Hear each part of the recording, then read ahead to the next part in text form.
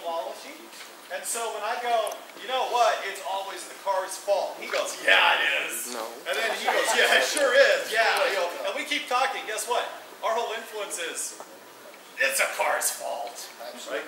But there's no outside influence. What that means is we get to share the bad habits that we have. Everybody else goes through the intersection or in a group, so it must be okay for me.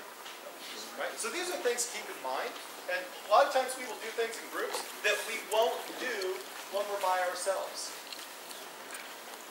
We'll treat other drivers differently, we'll treat intersections differently, we'll disregard laws differently, just because we're in a group. And this is something to keep in mind, because it's very, very easy to do, right? To have this sort of influence. So try to avoid that if you can.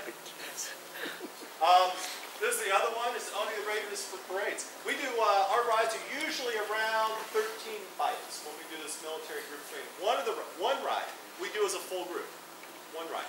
Everything else we subgroup it into smaller.